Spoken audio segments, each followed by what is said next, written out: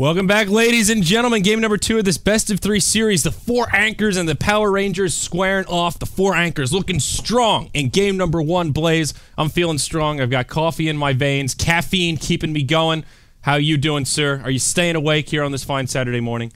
Oh yeah, for once I get to cast in the early afternoon. It's actually not too bad at all. Usually casting some SCO Dota at like 5 in the morning or something. Not the best here. Still a little under the weather here, but I'm getting over it, and I am enjoying these games so far. Obviously, 4 anchors, they've been playing impressive recently. I mean, obviously taking down Hellraisers was something to be considered, but now the way they were able to roll over Power Rangers in that first game really shows that they have what it takes to compete in the qualifiers if they make it there. But we've got at least 1 game to go before we see if that is the case, and we're going to see a pretty interesting draft from both sides here. We've got Axe opened up. We've seen Trixie run this a decent bit. Actually, like a couple members of 4 anchors have picked it up from time to time. So we'll see what role it's going to be in. If they go for like the safe lane Blink Dagger Rush Axe, if they go for the off lane, which has been pretty common, or obviously we've been seeing the Chinese do a little bit of jungle Axe force position support. So all the different ways it can work. You don't want to be stacking too heavily in the jungle up against heroes like Batrider, but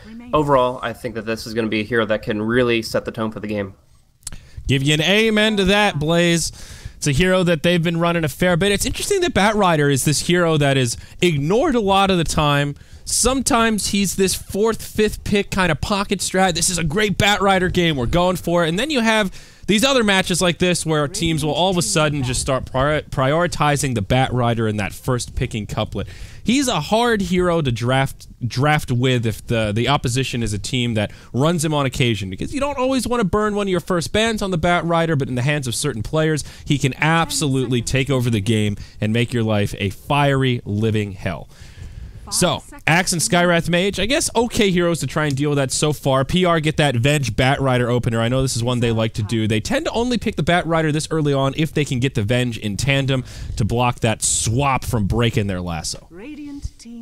Yeah, so we'll see if that'll actually be the initiation key, because like obviously there's a lot of different ways these fights can play out. The most recent time that we saw Boogie pick up the Axe was kind of a game against Power Rangers where it didn't go so well. They had like a game against Medusa. It didn't even last 24 minutes. Like if you're losing to Medusa by 24 minutes, something went wrong that was other factors. And I think that initiation and coordination is key here. Getting survivability in the Axe as well as the early Blink Dagger. If he gets more from the Batrider in the early game, then I could see them just running away with another one. But like I mentioned in at the end of the last one, I would love to see this matchup go the distance, because these are 2 incredible teams that really have shown that they have what it takes to compete. But only one will slip through, and we're going to be looking at an interesting support duo. Venge Lion is a very active combination of heroes. Early Hex, early Earth Spike, along with the Vengeful Spirits initiation. Like, these heroes can chain stun, these heroes can control the lanes, roam actively, and surprisingly, they don't do too bad in the late game. Like, you look at these heroes, you're like, oh man, just they're nukes, they're just getting kills, but honestly, like, if we look at the stats for how these heroes have performed as a duo post 40 minutes, most of their wins are in that territory. So maybe it's the Nether Swap, maybe it's the scaling of the negative armor and the nice little buff up of the aura. Maybe it's just the fact that they control the game so well that as the map control goes one way or another, the Blink Hex keeps people stifled. I'm not sure, but there's a lot that these 2 bring to the table, and 4 anchors with only the Skywrath and Rubik are going to be hard-pressed to control the early game. Absolutely. Yeah, the Blink Hex on Lion never really gets bad. If anything, towards that late game, it gets a little more potent. When everyone's 6-slotted, sometimes it just takes 1 Hex initiation to prevent a BKB, and in that duration, you can blow somebody up. So not surprised to hear the stats about those 2 heroes. Here we'll see the Sniper picked up by the Power Rangers. He was banned out last go-around. Yeah, phase 1 too. So making it all the way to the 4th pick is quite surprising. Curious how Power Rangers will set up these lanes. Probably just a mid-sniper off-lane bat, and then looking for that safe lane carry for Ditya. 4 anchors, they have some flexibility here as well. They could put the Axe in the off lane or put him in more of a safe lane role, depending on what they're most comfortable with. Storm Spirit will be either their safe laner or their mid. Still a lot of flexibility here, but that classic Matumba Man hero, we've seen him play this quite a bit. Yeah, a lot of potential to kind of close the distance with the Axe and the Storm, get some really quick burst damage and bring targets down, but I'm not sure if we're going to see all that many Culling Blades. Like on the low HP supports, maybe the Sniper, it's not too difficult to bring them down low enough to get to that Culling Blade range, but I really think that if Power Rangers are playing reactively, they can still create enough space. Like the axe will be be in melee range of somebody that is beneath the threshold, but he'll probably stun 6 ways to Sunday. So I don't know. I really think that the Storm Spirit, although it's a great pick against the Sniper, can have a lot of issues against heroes like Lion, in some cases Bat Rider, and it's going to have to be played very carefully. Like this Storm Spirit has to do a lot of work, make sure that he's not lagging at all. Like he has to be on point every single team fight engagement, or I think Power Rangers will actually be able to bring this game back. Yeah, Sword Spirit is pretty tempting against the Sniper. Anybody with the long-range gap closer, even Axe for that matter, pretty good against the Sniper if you can jump on top of him and lock him down. But as you were mentioning, Power Rangers have a great support team built around the Sniper with initiations. You can always swap him out if he gets caught out. And then you've got the Bat Rider there to jump on somebody. Woo, Power Rangers doing a core Wraith King here. This is...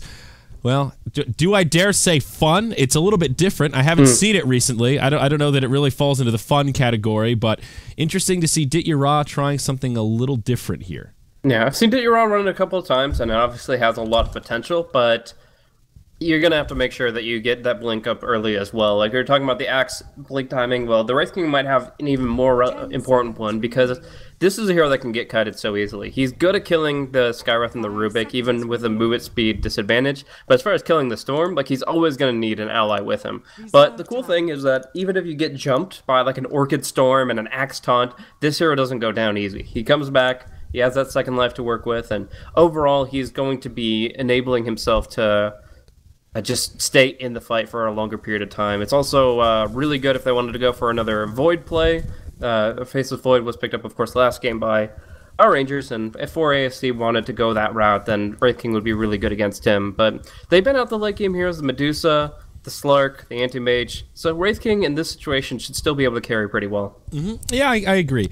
Wraith King carry can be very good. He has this very weird curve of power where he's pretty good in the laning stage. His stun is amazing, sets up well with Lion and Venge to find kills, that tapering slow. We all know it.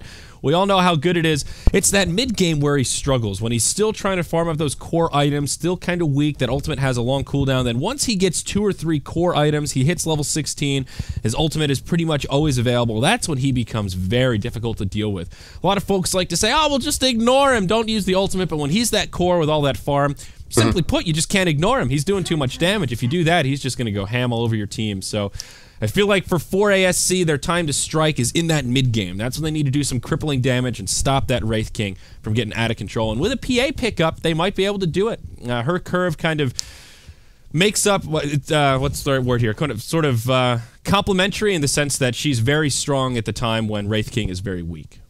Yeah, I would say that is very true. I mean, obviously, Dit-Yara is going to have to go for a different item progression against this lineup. He's not just going to be able to go for your basic right-click strength items. He's actually going to need an MKB this game if he wants to be able to deal with Matoma Man directly. But the Sniper, he has an interesting yin-yang relationship with PA. The fact that he has the headshot getting 40% more DPS against Blur, but it does mean that she's a hero that can close the distance on him pretty easily. PA can jump in, go for the crits on the Sniper, and there's not much she can do against a hero that's right on top of him. But of course, that's where the supports come in. You got, I don't know, 4 stuns outright from these heroes here. You've got your Magic Missile, your Hex, your Earth Spike, and your Wraith Fire Blast, and of course, that doesn't even count what Bat Rider can do to control space. So overall, I think that there's a lot of potential for the Sniper to still stay alive throughout the fights, and if he does, PA might be in some trouble. Yeah.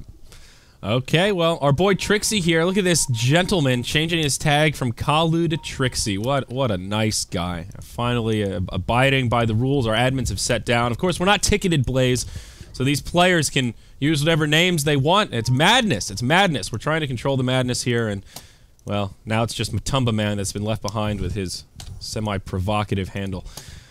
Let's look at some rosters here. Radiant side, we'll have the Mighty Morphin Power Rangers, Dit-Yara on that safe lane Wraith King. That puts Seneko on the Lion. QW, their stand-in, will be on the Sniper mid. J4 on that Venge. And then there's Cheshire Cat, now properly tagged up as well. Boots first, Bat Rider.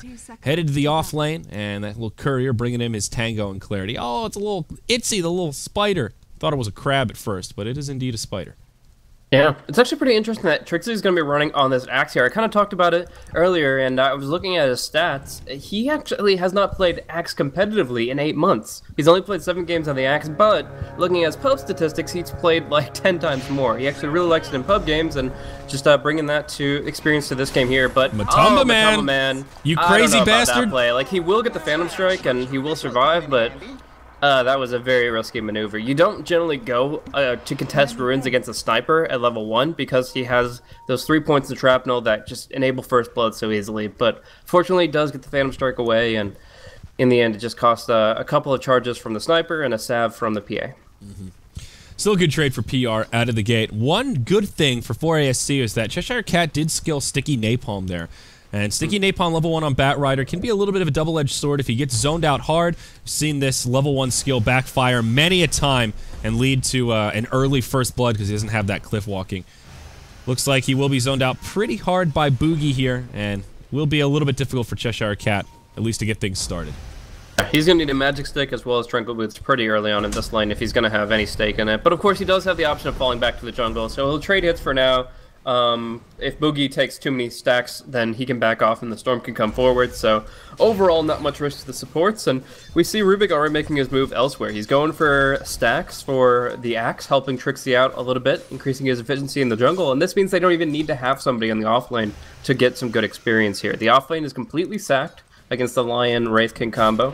The Venge is going to be roaming, and the axe is just going to stay in a PvE mode for a little while. Oh, speaking of roaming Venge, Volix might find himself in a sticky situation here. Cheshire Cat gets that first stack of Sticky Napalm going. J4 with a magic missile at the ready. Not going to go for it here. So Rubik will just linger nearby, try and secure some farm for the PA, who is getting bested by the sniper right now. Only 3 last hits up on Matumba Man compared to the 8-2 of QW. Hopefully Trixie can do pretty well in the jungle and find some good farm for himself. Looks like he's rotated back down to the off lane. As the creeps are shoving into the tower, we'll just try to get some XP. Takes a stun from Ditya. Saneko follows up with an Earth Spike. Trixie, with plenty of regen, he'll be fine, and happy to trade a little bit of HP if it means he can get a few last hits on these creeps. Well, so maybe not getting the last hits, but getting the experience at least. Yeah.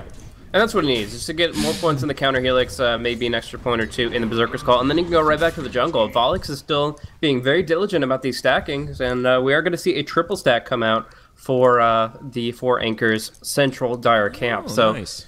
That means that as soon as Trixie gets enough confidence with his the armor he gets from Berserker's Call and the counter helix, he just goes right back to the jungle, and he is able to get that level 6 at a really good time. He's playing this kind of like a Furion would back in the day. Go to the lane when the creeps are near the tower, when in doubt, just TP to the jungle, get as much experience as you can, and then just ping-pong back and forth and make the most out of the map. So happy to see Trixie finding some efficiency. Now, the Wraith King is getting a lot of space. That is one downside to this strategy from 4ASC. He may be tempted to go for the Hand of Midas here and look to turbo farm. Maybe that's what 4ASC want, to try and extend that window when the Wraith King isn't really online, but it is a gamble looking towards the late game. If this Wraith King gets a farmer accelerator and they have this sniper who's farming pretty well, that will not be fun towards the late game. But now in the mid, QW initiated on after a smoke from the supports. Telekinesis back, nowhere for the sniper to go. They need a few more auto attacks. They'll get it with the Mystic Flare, not the Mystic Flare, the Arcane Bolt rather. Boogie gets credit for the first blood and all that bonus gold. Yeah, so very nice for them. Sav actually came out to try to save the sniper's life. Almost worked too, but just enough damage coming in from the supports, and that kind of roaming play is actually only like a 50-50 chance of working. Like, the supports, Rubik and Skywrath, they still have some good control and positioning, slowing effects, and the telekinesis pullback, but overall, it's really the Matumba Man daggers that have to keep the sniper in the position that they can actually get the kill. We're going to see a Sentry Ward come out right on top of an Obs, but we're going to see them zoned out to the point that they actually can't go for the D ward just yet. So, for right now, they're a little bit unnerved by the enemy's position. They can't commit to anything just for this moment. But you were talking about the Wraith King Midas, and I actually think that's a perfect decision this game, because he does need MKB, which is an extra item to his shopping list, along with his basic strength items and so on. Trixie gonna eat a Wraithfire Blast, and Ditya not even bothering to eat the tower aggro by hitting on the axe. But if he goes for the Midas, he can get that goal for MKB a little bit easier along with his other standard items, and also he gets level 16 a lot faster, which is really, as you mentioned, where that hero shines.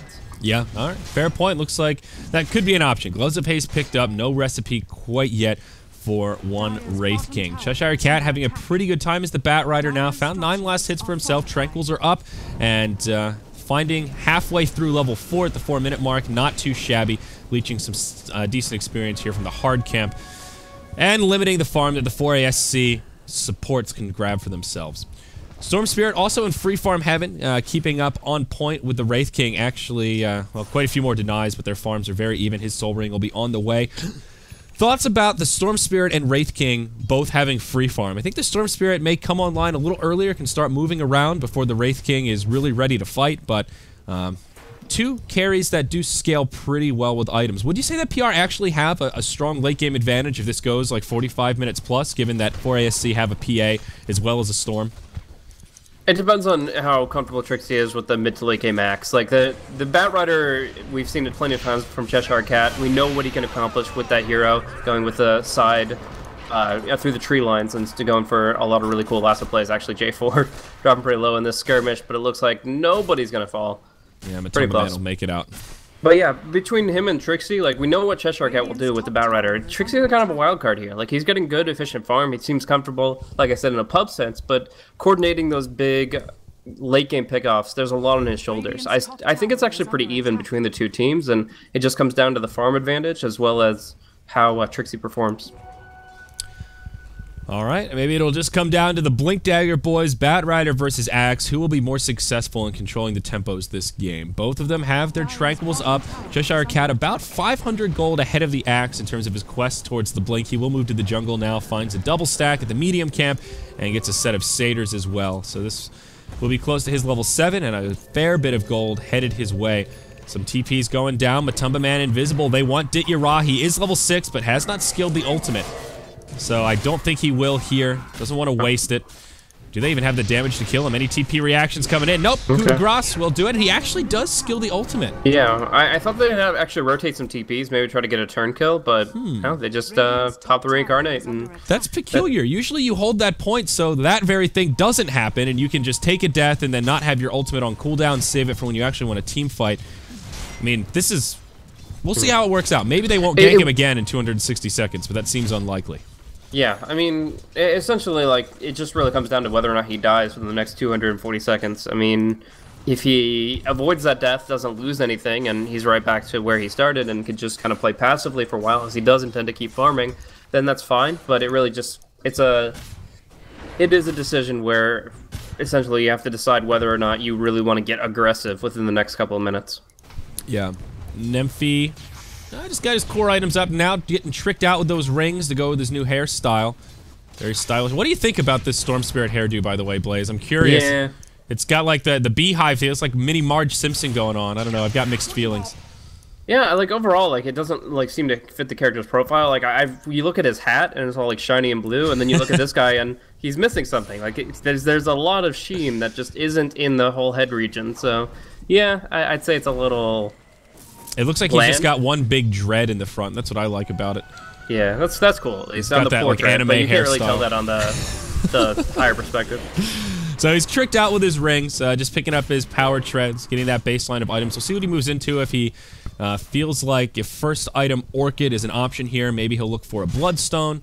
I don't think BKB first item is the go-to this go-around. Ditya actually not rushing the Handamitis as we thought he may be. Goes with the power treads with that first set of gloves. He does have 1,500 gold banked up, though, so still could be a pretty well-timed Handamitis here. I guess feeling like he wants some At this point, if you go for the treads, you might as well just go for the blink and start getting involved. It does kind of counteract the thing we were talking about with reincarnation, where it's on cooldown and he wants to get aggressive with that blink dagger, but if he's went for the treads and didn't just sit on brown boots, he's probably going for the dagger next. Yeah, I would think so as well. I have seen him. He's going armlet. Whoa, okay. Armlet on Wraith King. I like it. I like it. It's very good. The nature of just having Vampiric Aura lets you counteract the negative, the downside of Armlet where it takes your HP. But the problem here is he can get kited. That's the big issue. They have some decent slows with the dagger, with the Skywrath Concussive. Even just the telekinesis from Rubik, they can kind of kite this guy around. Battle Hunger, lots of ways to lock him in place, and I worry going Armlet first item. It's okay for farming, but he's still not really going to be able to team fight as well as he would like if he had grabbed something like a Blink Dagger. I'm not sure how much the armlet will get accomplished, but time will tell. I have some faith in Dit-Yara here. He knows the hero better than I do.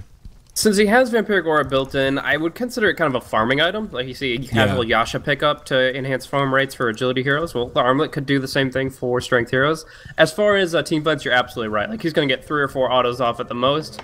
The armlet's extra active damage output is not going to be that substantial. He will be tankier against the PA, but I mean, that's not why you pick up the item. We do see a nice little lasso coming in though, and Trixie will take some hits. Not the fastest escape with that concussive, but in the end, Trixie should fall.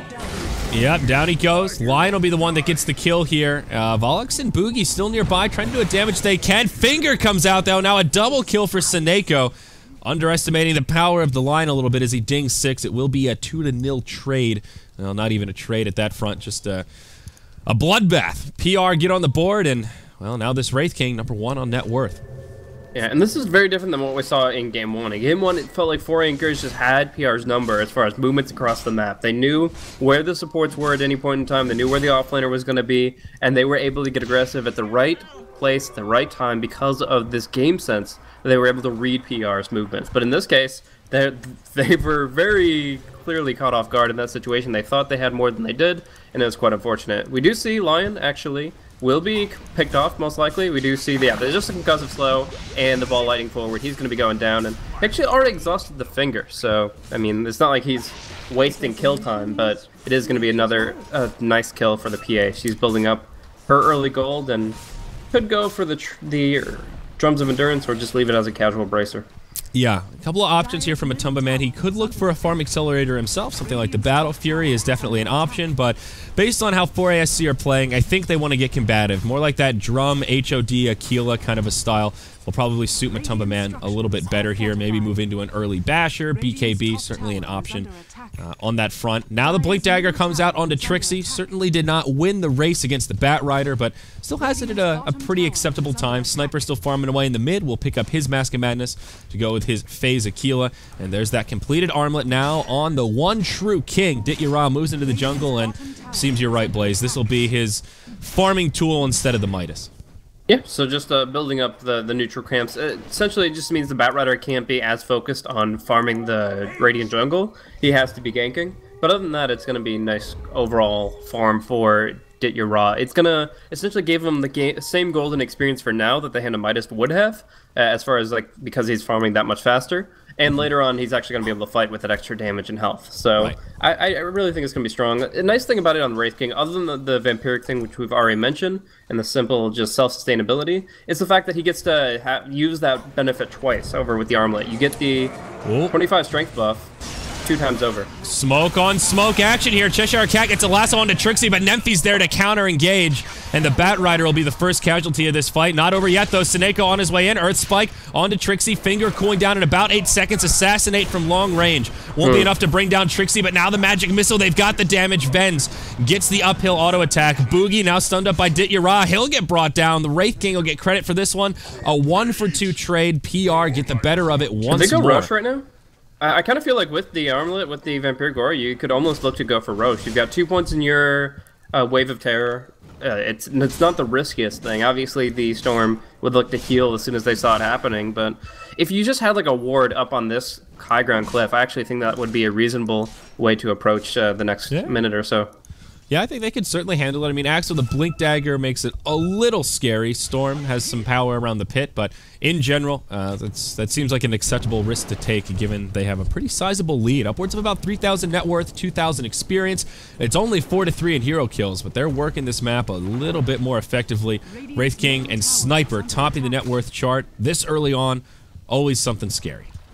Yeah, and it's not like the PA has any big items to like contest with. The Axe did just pick up his Blink Dagger, so that's probably the scariest thing. But as far as the Storm and PA's items, like they're transitioning into something relevant. They're not there yet, so I actually think that could have been a nice little move for them. But again, the wards is the important thing. Getting vision outside that pit and getting that high ground cliff ward. If you don't have those in the field, you're probably making mistakes. They go for the safer route of just controlling their side of the map more efficiently, and Cheshire Cat and Seneko will be smoking up. J4 got clipped by it too, but looks like he has other plans. Nemphy, okay, we'll be all right as he Ball Lightning's back. Looks like a potential Bloodstone will be coming out for the Storm Spirit first item. So that'll beef him up, of course, give him that big old mana pool. as he gets sent back to the well here to heal up. There is a smoke on the Bat Rider right now. I think that's the 3rd smoke from PR in the last couple minutes, so they will have it on cooldown now. No defense comes to the tier 1 tower. Sniper gets it for free, and Cheshire Cat will just have to back on up here. Not going to be able to find a lasso. I like the smoke movement, though. Like, they go ahead and place this observer ward in the lane while they're still under the cover of smoke. And essentially, if anybody went to defend that tier 1, they'd be picked off immediately. So it's a good maneuver that I would say 80% of the time would work. But in this case, 4 anchors, they're playing very cautiously with the Bat Rider off the map. They certainly are. Matumba Man lingering by. He does have the Drum of Endurance, now the Morbid Mask, probably the HOD to extend his farming power.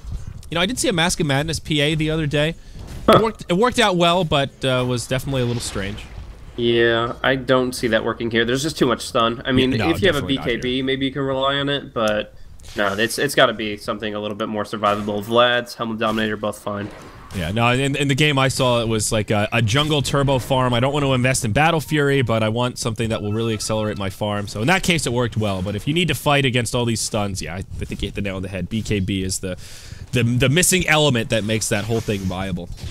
Yeah, so she will go Dominator Drums, and I think the BKB is next. There's a couple of nice transitional items, and then she will actually be able to survive in the fights. So I think that's overall a pretty good maneuver. It's going to have the tempo that you were talking about early on, where, like, as soon as the Wraith King starts getting scary, she's scary too. She can get in the fight, she can be aggressive, and there's no MKBs. They're relying entirely on headshots and nukes that will be disabled for those 10 seconds of BKB.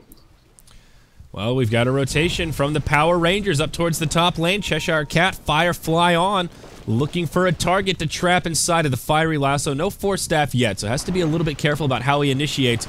Will move into tower range, reveals himself, cuts the creep wave. Dire already backing out. Radiant have an Observer Ward nearby, and so do the Dire, so they saw this coming from a mile away. And Axe and Skywrath will be able to back up with plenty of time to spare. Meanwhile, in the mid, initiation gonna break out. Dityara goes on to Matumba Man. Double damage rune on the one true king. Finger of Death as well. Matumba Man will be put to rest.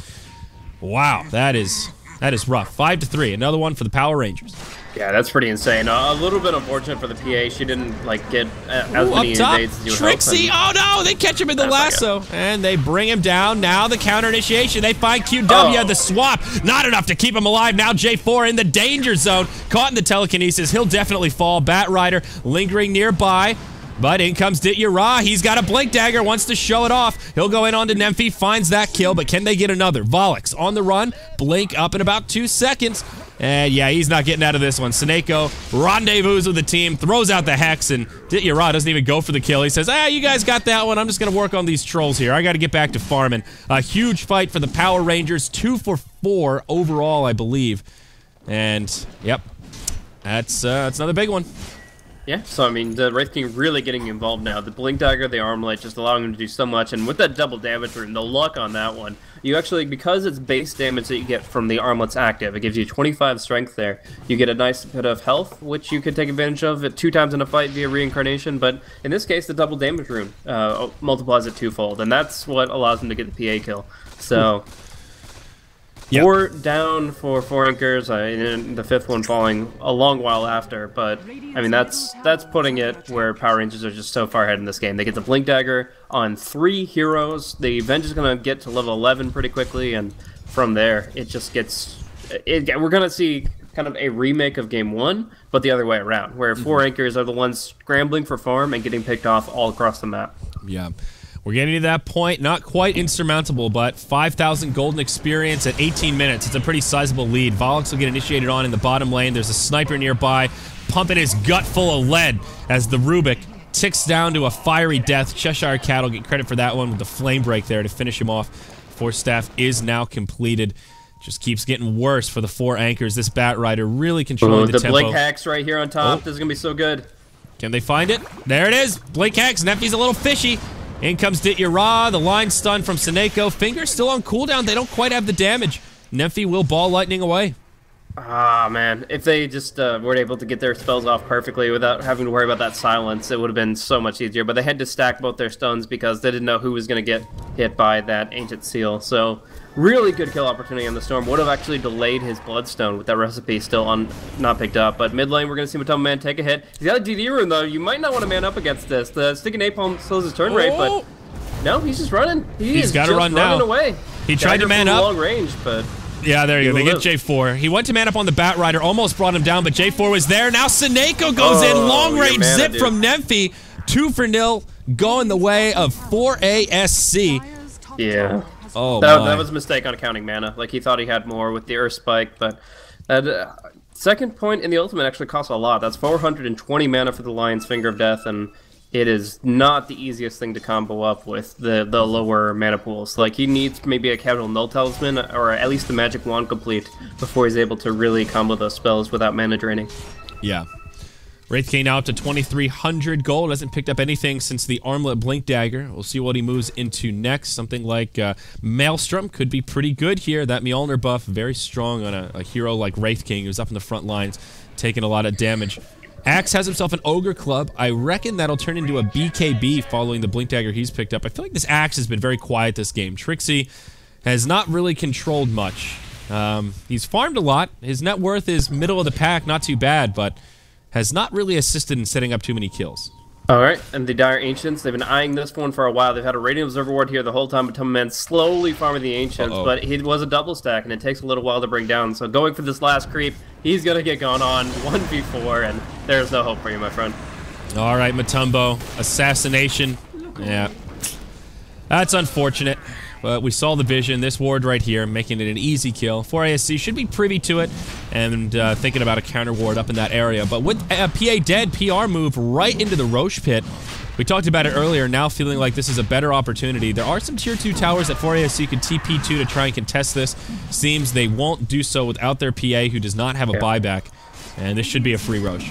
Yeah, and the big difference in confidence is this Observer Ward. Like, if the Storm balls onto the high ground, they can go ahead and just bring him down because they have vision, get a couple of stuns, and make his life miserable. But they know there's not going to be a snatch play because they have the vision outside the pit, and that's why they can make the play here rather than earlier when it was technically possible, but not as advised. Either way, we have a Sanjin Yasha out on a Sniper with an Aegis, so he is as mobile as can be, and this is 2 cores with 2 lives. They've got the Reincarnate and the Aegis, and at this point I think they can just kind of man mode down tier 2. As long as they're not all in the Axe's call, they should have a pretty good time just pushing as a team. Yeah, Trixie is going for the BKB, only 1,000 gold away from completion. Maybe that's when he flips the switch and tries to get a bit more active in this game. 4ASC need to do something sooner rather than later. If the current tempo of this game keeps up, they'll just keep falling further and further behind, and this Wraith King and Sniper will be more and more difficult to deal with. Storm is still farming pretty well. Looks like Orchid will be his second core item with an Oblivion Staff already in the inventory.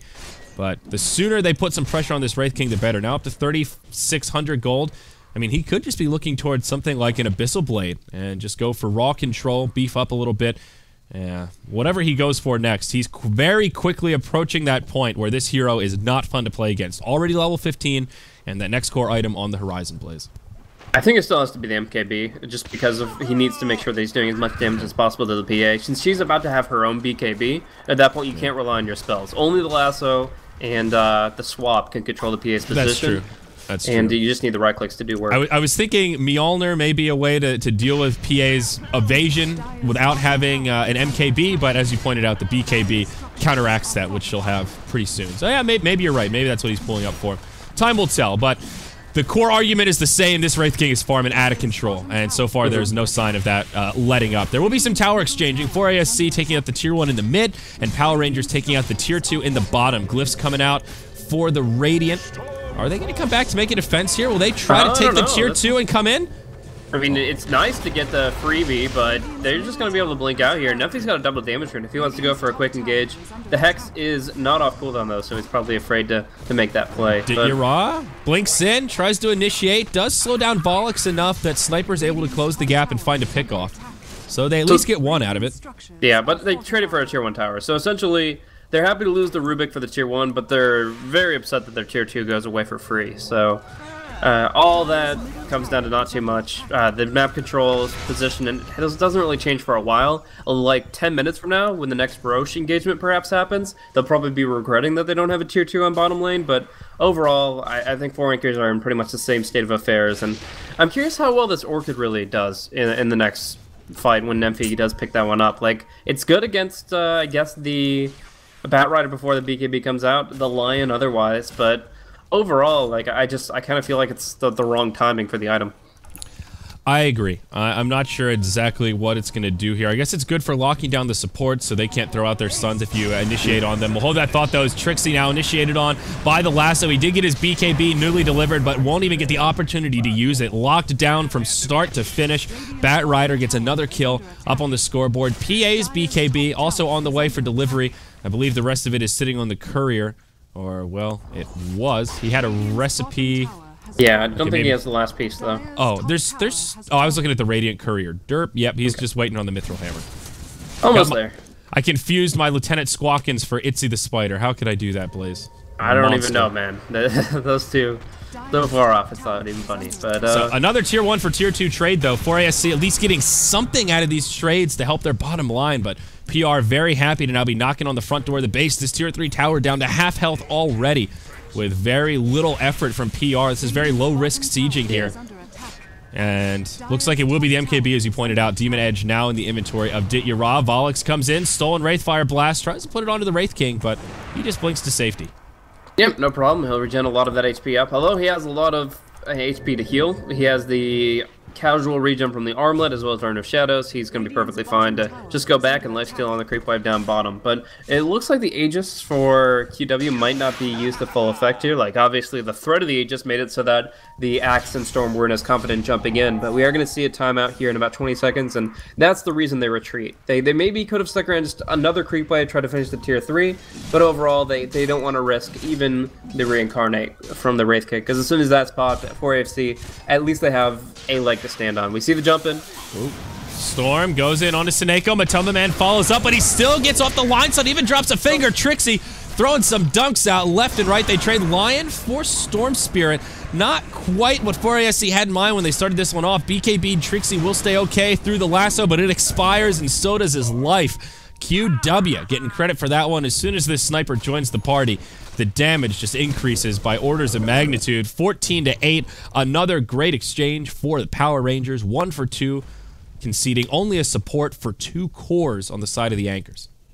Not great overall on the side of 4 Anchors. They want to make those initiations go clean, quick, get out with your lives intact, but in this case, not only are they not able to push objectives off of it, they just lose too much in exchange. The Orchid will still come out for Nymphy, but it's going to be like a 28-minute Orchid. If they're scared of it, they can certainly buy BKBs at this point in time, but it's going to be a Blink Dagger on the Sniper.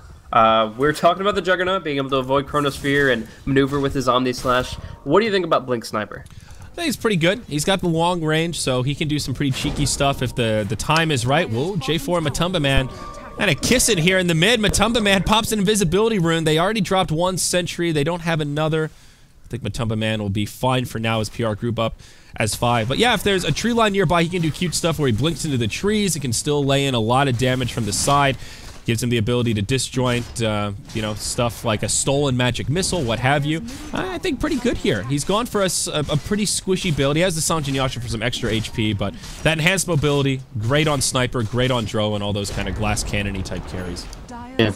I feel like blinking in trees, although it's a good idea for Sniper in general, this game is not one that you want to do. That's probably true, Mystic yeah. Flare hits you when you can't move. The PA can jump on top of you anyways. The Storm Spirit closes in. That's a good point. Pretty this scary is stuff. One of the worst games for it. Everyone except Rubik can do something to punish that kind of a strategy. But yeah, still very good in this game though for his positioning. And given that they have this support duo that can keep him safe, the Wraith King who will always be jumping in to be that frontline meat shield, and then the Bat Rider on top of it, I feel like that Blink Dagger is now just the icing on the cake.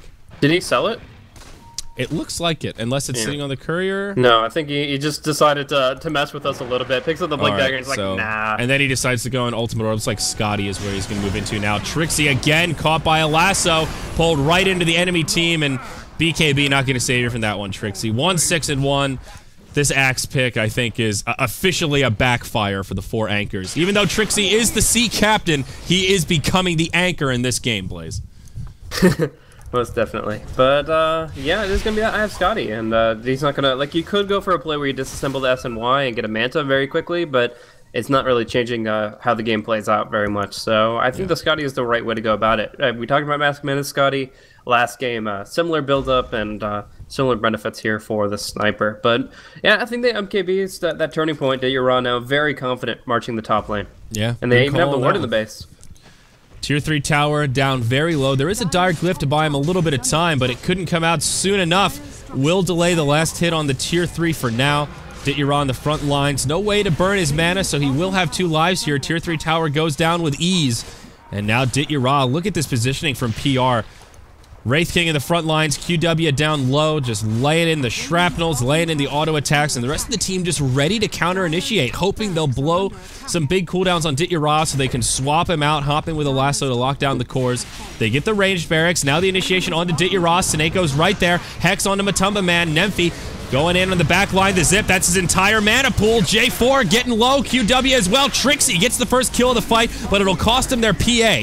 Now Nemphy going down low, QW doing a lot of damage before he falls. He does die, but Boogie now stunned up by Zyori. He still hasn't gone down yet. There's a reincarnation available. Now he finally falls. Seneco doing everything he can off to the side, but Trixie out of mana, out of options. Zyori on the front side, locking him down, and gets another kill. Finally brings down the Rubik. Buyback onto the PA, but it's a disastrous fight. A 2 for 5, and this could be the final hold. Matumba Man, BKB on. Wants to square up with Zyori. He'll lose the duel. Now the buyback from Nemphy goes in. Orchid onto Cheshire Cat. Doesn't do a hell of a lot, but they do get the kill on Zyori. Yeah, that's a big kill. I mean, it's very unlikely for you to kill a Wraith King twice in general with this much farm to himself. So being able to at least hold makes it worth the buyback, but they did lose, of course, the Ranger Axe as well as the Tier 3. They did lose the fight overall.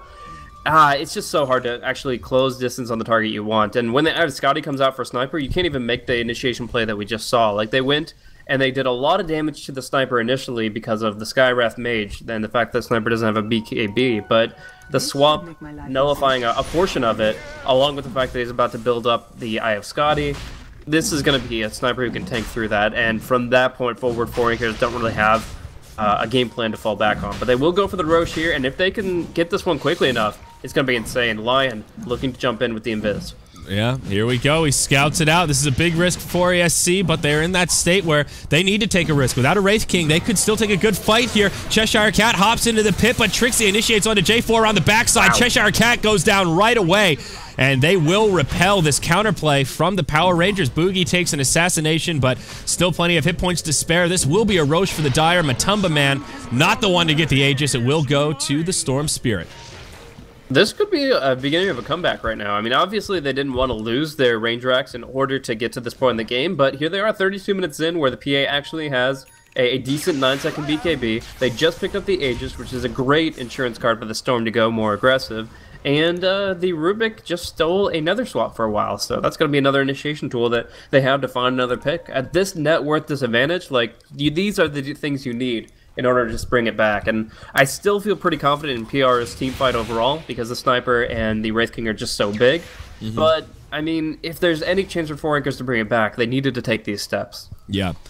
Well, Aegis on Storm is one way to do that, like you were talking about. One of the best Aegis carriers and opens up a lot of possibilities for Nemphy. He'll also get a gem that was stolen from Cheshire Cats. Now they have a little bit of vision control. Or at least potential to control the vision around the map. Now PA finding a little bit of extra farm, moves into her Skull Basher. So some more damage, a little bit of control for Matumba Man. A way to possibly deal with this BKB now that's come out onto the Bat Rider. Still a 10-second charge, haven't seen him use it yet, but obviously an option. Sniper should be pretty close to his Scotty. Yeah, he's got enough gold for it whenever he wants to pick it up.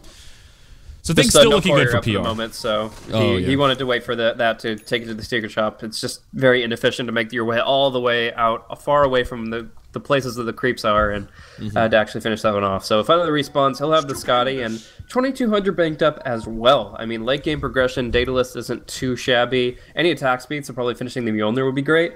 If you have Mask of Menace, Mjolnir, and Scotty, like, I don't even know how you deal with that kind of a sniper. Yeah, I agree. I mean, I guess the thing that I would say is Trixie, get a blade mail, hop on him, and close your eyes, hope for the best. That's about as good as it gets, I suppose. There is a full BKB now on the Wraith King also, so he is the king of the king bars here. Very fitting for the Wraith King. But 10 seconds of magic immunity now on 2 heroes. This next fight will be very rough for 4ASC, despite having the Aegis advantage. Now with also the Scotty completed in the inventory. There's a lot of big items that were not prevalent in the last fight. Yeah, I mean, you're talking about Blade Mail, and that's true that he doesn't have a BKB, so he can't stop the reflection, but we're going to see initiation here. Nice swap coming out from Volix, defensive to break the lasso, but they still have such great control over the fight. Yeah, Nemphy low on mana. He'll take the finger. That could be the end of the Aegis of the Immortal. It is. They've already lost two, the Skywrath and the Rubik. What can this Storm do? He gets hexed right away. Oh, no! Wow. Storm goes down in just a blink of an eye. Now Matumba Man on the high ground. He'll fall also. Triple kill for Dityara and a 1-for-4 overall, including the Aegis. The Teamfight Power Rangers absolutely needed another huge net worth trade, and even though it was a beautiful swap to get it started for 4ASC, it just simply wasn't enough. Yeah, no, I mean, the defensive swap was great from the Rubik. Really smart play by him, but just so underwhelming when they're outside their base. They really have to play a full defensive posture, and taking a fight like that, that's just not going to work. We see Crimson Guard coming up for Trixie soon, but, like, is that really going to do anything for them? See, 35-minute Crimson Guard just feels... You know, I hate to use the word useless because it's a bit hyperbolic, but yeah, it's pretty damn close. Not going to do a hell of a lot. Now he's just going to walk into a lasso. Trixie... Sweet Prince. I don't know what the plan was there, but you will end up 6 feet under, good sir. Yeah, and I don't know if there's any alternative for him. Like, maybe a Ghost Scepter so he can taunt without dying, but, like, honestly, like, in this position, even Blade Mail against the Sniper, it sounds good, but this Sniper has 50% lifesteal, 20% from his Mask of Madness, 30% from the Wraith King's Aura, which now works on range. That's true. He's gaining half that damage that he's receiving right back for himself. I mean, it does still help, but overall, that's... Yeah. It's just like just as useless as a Crimson Guard. You can really yeah, Halberd, there you go. There you go. Get a little evasion, try and mitigate some of that Sniper's damage. I mean, of course, there's an MKB already on Wraith King, but... And a headshot. Yeah, and headshot. There is not an easy way for Trixie to itemize here. I guess that really is the way of it, but it's been a rough game for this Axe. He did the very opposite of controlling tempos. Yeah, and I mean, I don't think he had really too slow of a start. It's just the Batrider did so damn well, especially like that bottom engagement that we were talking about, where like they didn't really seem to know the rotations coming in from PR. Like they just completely... Swap on a Matumba Man. J4 taking a lot of damage. Volix will go down, and now Nemphy hops in. Trixie doing what damage he can, but a nice Earth Spike will lock him in place. QW is on the low ground, doing so much damage here. Will get called by Trixie, but just look at him. He's kiting him around. Trixie can't do jack shit against the Scotty, and he'll die. 4ASC have to be close to that GG button. 2 lanes of barracks down. PR don't even have to retreat after these back-to-back fights. They'll just start laying into the tier 4s. The last tier 3 taking some damage. Maybe one more fight left in the anchors, but it looks like we may be going to an ace match for the first time in the history of these two teams. Uh-oh, QW. He'll stand his ground for now. That lifesteal isn't enough. It's enough to get the kill on the Skywrath. He will die, but Nemphy now low on mana. Blow for blow with the Batrider. Not going to win this duel. In comes the Wraithfire Blast, and Boogie calls it. He's had enough of the slaughter. And Power Rangers will level it out. Takes this best of 3 into a best of 1. It's all on the line here, Blaze. Whoever wins this ace match will be moving into Phase 2, and their dreams will stay alive for the Summit 3 European qualifiers.